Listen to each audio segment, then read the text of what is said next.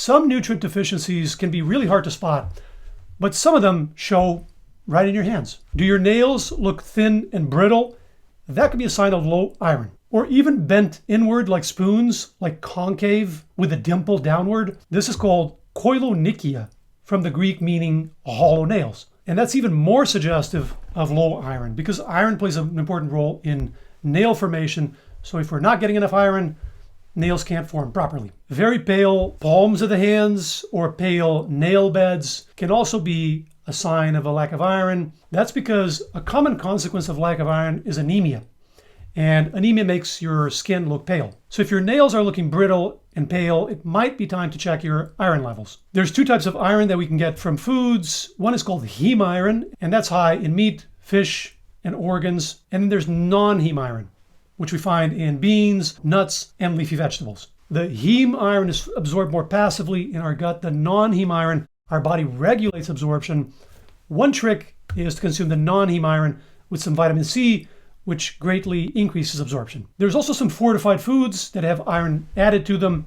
And of course, there's supplements. Another nutrient that's really important for nail growth is zinc. If you're running low on zinc, your nails may have a hard time growing. They may grow too slow, or they may have white spots or streaks. Dry or cracked skin, especially around your knuckles, is another sign. And slow healing cuts are another indication because zinc plays a crucial role in skin repair. Good sources of zinc include seafood like oysters, red meat, beans, and nuts. Now, if your hands look pale or even bluish, that could also be a sign that you're low on B12. A lack of vitamin B12 can also look like hyperpigmentation, especially around the knuckles, and this is often seen in people with darker skin. This is because vitamin B12 is really important for the metabolism of the cells that produce our melanin, our melanocytes. And if we're low on B12, these cells get kind of scrambled and they produce too much melanin, and that can lead to this hyperpigmentation. B12 is really important for blood cells and also for our nerves. So if we don't get enough B12, one thing that can happen is we can get tingling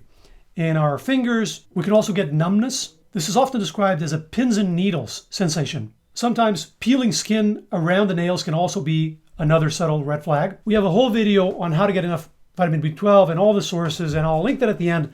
But to summarize, there's basically three ways you can get it: animal foods, fortified foods, and a supplement. On the other hand, if you feel random twitches or cramps on your hands, like spasms, you could be low on magnesium. That's because magnesium is also important for both muscle and nerve function. Cold hands or tremors could also be a sign of low magnesium, especially during periods of stress or intense workouts. And numbness and tingling in the hands and feet are also possible. Sources of magnesium include fruits, vegetables, and whole grains like quinoa. Numbness and tingling in your hands, as well as cold hands, could also be a sign of low omega-3s. Because omega-3s, among other things, help keep your skin soft and they help fight inflammation. So when we don't get enough omega-3s, our skin can start to feel rough, dry, or irritated. Our nails can get brittle as well, and the cuticle around the nails can get cracked or inflamed. So if you've noticed dry, flaky hands, one thing to consider is looking at your omega-3 sources. And good sources of omega-3 include fatty fish, nuts, or a supplement, either fish oil or algae supplements. The good news is most of these deficiencies can be fixed pretty easily with a diet change or with a supplement. Next, why not check out this video on vitamin B12? Everything you need to know, good sources, how much you need. I'll meet you in there. Bye-bye.